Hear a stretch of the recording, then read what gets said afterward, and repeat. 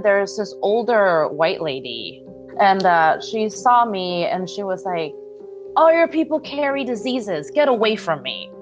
There was a white couple in their 50s or 60s near me, and then the husband approached me, and then he signaled with his hand gesture and said 6 feet, okay? I wasn't the only one around him, but he specifically approached me. As he was passing us, like once he was kind of already behind me, he was just like, go back to wherever you came from. More than 1,700 racist and xenophobic attacks against Asians and Asian Americans were reported to a new hotline launched in March. That's something like 38 reports a day of businesses being vandalized and people being kicked, pushed, and berated. Hey, why doesn't she go back to where she came from? Oh my God. No. I've just grew up seeing, like random like ching chang chongs or like the Oriental world. And then I see that it got to a point where there's people getting pushed down train tracks in England, like acid in Brooklyn. I was like, that actually went beyond, like I did not expect it to be like that. Civil rights organizations say that they started getting reports of COVID-related discrimination back in February, but they came together to launch the hotline the day after a particular White House press conference. Why do you keep calling this the Chinese virus? Why do you keep using this? Because it comes from China. Racist. It's not racist at all, no, not at all. It comes from China. Over the next week, people called into the hotline with more than 650 reports of xenophobic assaults. The White House continues to push anti-China rhetoric, and this week, the president had this confrontation with a Chinese-American reporter. Why is this a global competition to you if everyday Americans are still losing their lives and we're still seeing more cases every day? Well, they're losing their lives everywhere in the world, and maybe that's a question you should ask China. Don't ask me, ask China that question, okay? When you ask them that question, you may get a very unusual answer. Yes, behind you, please. Sir, why are you saying that to me specifically? I'm telling you, I'm not saying it specifically to anybody. I'm saying it to anybody that would ask a nasty question like that. That's not a nasty question. Please go ahead. But Trump didn't come up with this message. It started almost as soon as the U.S. reported its first case. I heard about it in January.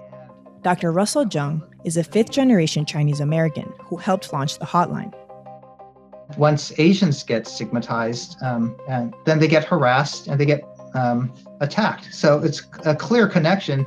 Stigmatize a group that opens up and gives license to direct hate and to direct violence towards the people. It dehumanizes people, objectifies people, and equates us to a virus.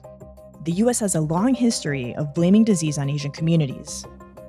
In the 19th century, when smallpox hit, Chinese were blamed, and they used the stereotype of us as being disease carriers as part of the yellow peril threat that would dominate, not only take white workers' jobs, but diseases.